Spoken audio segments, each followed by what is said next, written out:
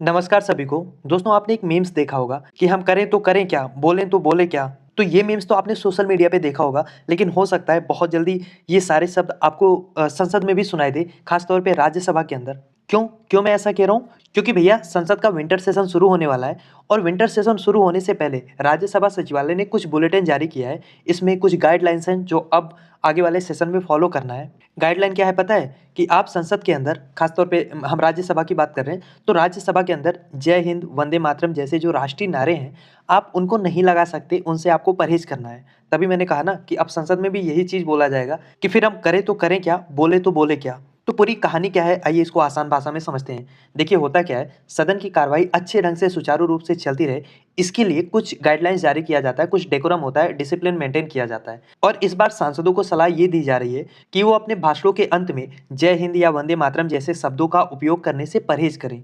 गजब हालत हुई है भाई देश की, जहां एक तरफ हमारी रूलिंग पार्टी है जो राष्ट्रवाद के नाम पे अपनी पूरी राजनीति की धुरी टिकाए हुए है, दूसरी तरफ उसी राष्ट्र की पहचान को, आजादी के संघर्ष से जुड़े उन दो महान नारों को परहेज करने की सलाह दिया जा रहा है। वंदे मातरम हमारा राष्ट्रगीत है, हम उसको संसद के अंदर नहीं बोल सकते। सोचो, जिसको बंकिम चंद्र चट्टोपाध्याय ने लिखा, जिसे भारतीय राष्ट्रीय कांग्रेस ने 1937 में अपनाया, क्या इसलिए इसका परहेज किया जा रहा है क्योंकि इसे कांग्रेस ने अपनाया था? कांग्रेस से परहेज करते करते अब राष्ट्रगीत से भी परहेज होने लगा इनको।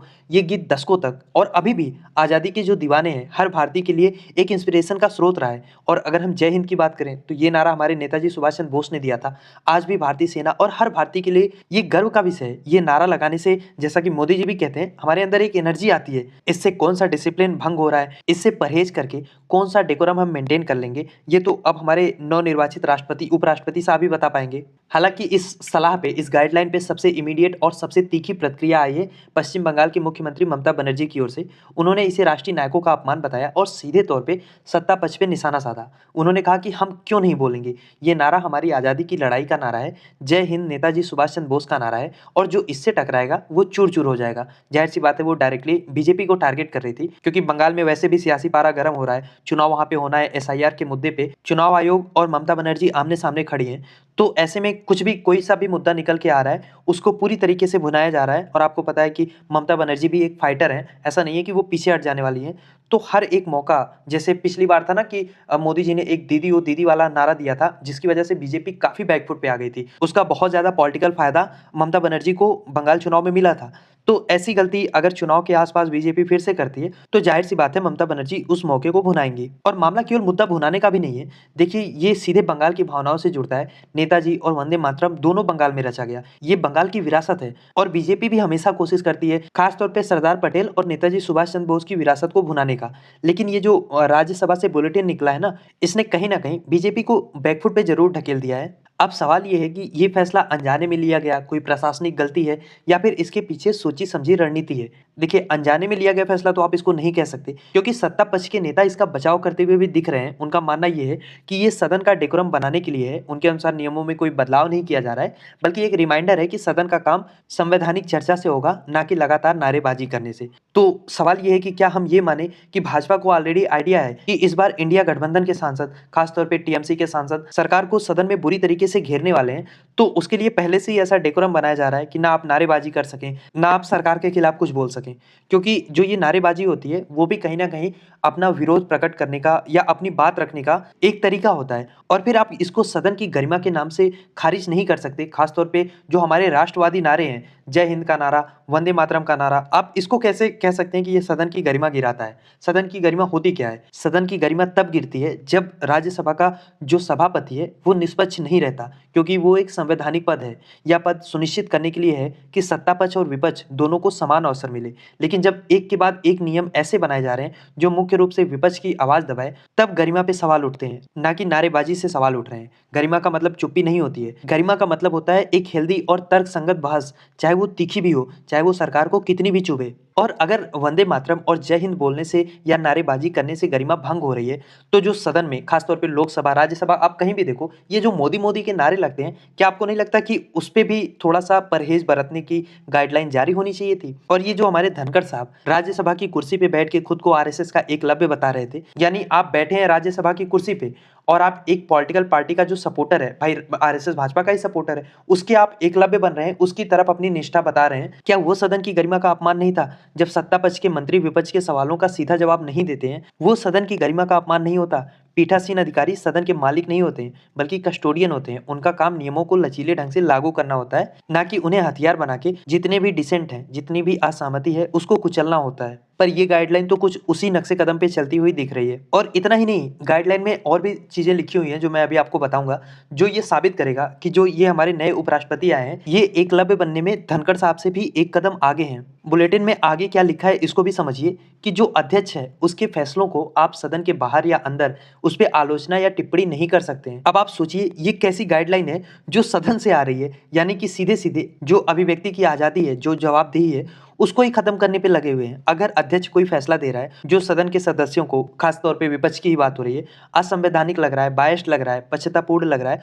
तो क्या उसके खिलाफ आलोचना नहीं होनी चाहिए? आगे गाइडलाइन में लिखा हुआ है कि अगर किसी मंत्री की आलोचना की गई है तो आलोचना करने वाले सांसद को मंत्री का पूरा जवाब सुनने के लिए सदन में बैठा रहना होगा। मतलब विपक्ष का कोई नेता, राहुल गांधी की बात कर लेते हैं, अगर इन्होंने किसी मंत्री से कोई सवाल पूछा, वो पता नहीं कब जवाब देगा भी या उस क्वेश्चन को अवॉइड कर जाएगा, लेकिन राहुल गांधी को या जो भी विपक्ष का नेता ये सवाल पूछ रहा है उसको बैठना होगा। यानी ये गाइडलाइन तो सीधे सीधे सवाल पूछने का पनिशमेंट है। या तो फिर ये नियम सबके लिए बनाया गया होता, सत्ता पक्ष के नेताओं पे, मंत्रियों पे ये नियम लागू नहीं होगा। खासतौर पे अगर हम प्रधानमंत्री की बात करें, लास्ट टाइम आपने कब देखा था कि ये विपक्ष की कोई बात सुनने के लिए बैठते हैं? लास्ट में आते हैं, अपना वक्तव्य देते हैं, 1.5 घंटे 2 घंटे जो बोलना है बोलते हैं, निकल लेते हैं। इनके पास टाइम नहीं है किसी को सुनने का। लेकिन विपक्ष के नेताओं को आप बांधेंगे कि अगर आपने सवाल पूछा है तो आप बैठिए, उनके और भी राजनीतिक कार्यक्रम होते हैं। ये कौन सा पनिशमेंट है और ये कहाँ से विचारधारा निकल के आ रही है? या तो ये नियम आप सब पे लगाओ, या तो फिर ये कैसे इक्वालिटी का सिद्धांत है? और मानना पड़ेगा मोदी जी के व्यक्तित्व को। वंदे मातरम के 150 साल पूरा होने के जश्न मनाने की बात करने वाला इंसान, जो इस नारे को ऊर्जा और सकारात्मकता का स्रोत बता रहा है, वो अपनी प्रशासनिक मशीनरी के जरिए इस नारे को, जो हमारे लोकतंत्र का मंदिर है, उस सदन में बोलने से परहेज करने का नियम बना रहा है। इससे बड़ी कोई हिपोक्रेसी हो सकती है? या फिर इनको लग रहा है कि इस नारे पे भी अब इनका कॉपीराइट है, ये नारा भी केवल भाजपा ही लगाएंगे, वही सारी एनर्जी अपने अंदर लेंगे, विपक्ष के नेताओं को अब इसका भी हक नहीं रहेगा। संसदीय इतिहास इस बात का गवाह रहा है कि विरोध करना, नारेबाजी करना सदन की कार्रवाई का हिस्सा रहा है। और इतिहास बताने की जरूरत नहीं है, 60 साल तो ये लोग विपक्ष में रहे हैं ना, तो 1980 के दशक में, 90 के दशक में जो आज सत्ता में है, ये विपक्ष में भी रहे हैं। इन्हें अंदाजा नहीं है कि ये कितनी नारेबाजियां करते थे, कैसे कैसे प्रदर्शन करते थे।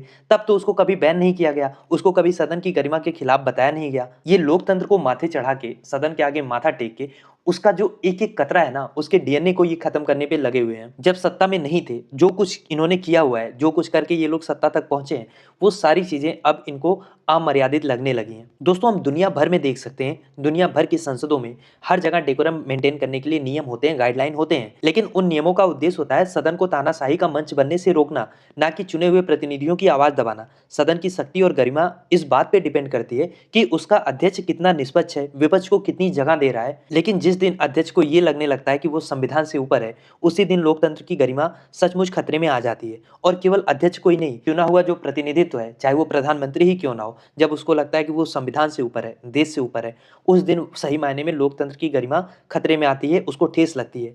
आज जरूरत है कि जो हमारे पीठासीन अधिकारी हैं वो इतिहास को याद रखें, क्योंकि सत्ता बदलती है, ये यूनिवर्सल ट्रूथ है। आप कितने भी सशक्त हो जाओ, कितना भी आप डिक्टेटरशिप आपके अंदर आ जाए, सत्ता तो बदलेगी। लेकिन जब सत्ता बदलेगी तो नियम यही रहेंगे। जो नियम आज विपक्ष के लिए बनाए जा रहे हैं, कल वही नियम सत्ता पक्ष पे भी लागू होगा। और ये बात उन लोगों को याद रखनी चाहिए जो आज सत्ता में है। दोस्तों, इस तरीके का फैसला राष्ट्रवाद को भी और ज्यादा विभाजनकारी बना देता है। आप सोचिए, ऐसा लग रहा है कि राष्ट्रवाद पे भी किसी एक दल का अधिकार हो गया है। लेकिन जो इसका मेन उद्देश्य है ना, वो विपक्ष को और कमजोर करना है, ताकि ऐसे ऐसे नियम बनाए जाएं कि विपक्ष के पास विरोध करने का रास्ता बचे ही ना। वेल में आना, विरोध प्रदर्शन करना, प्ले कार्ड दिखाना, ये सब तो पहले ही बैन किया जा चुका है। संसद टीवी की कोशिश होती है कि उनका कैमरा विपक्ष की ओर ना के बराबर जाए, और अब सीधे सीधे नारों पे भी पाबंदी लगाई जा रही है। खैर, अभी बहुत कुछ देखना बाकी है। अभी देखना है कि लोकतंत्र का स्तर कितना गिरेगा और हम कितना नीचे गिर के न्यू नॉर्मल सेट करेंगे। खैर, आप क्या सोचते हैं इस विषय के बारे में? ये जो डेकोरम मेंटेन करने का तरीका अपनाया है राज्यसभा ने, उसकी बुलेटिन ने, आप इससे कितना इत्तेफाक रखते हैं? लिखिए अपनी राय कमेंट बॉक्स में।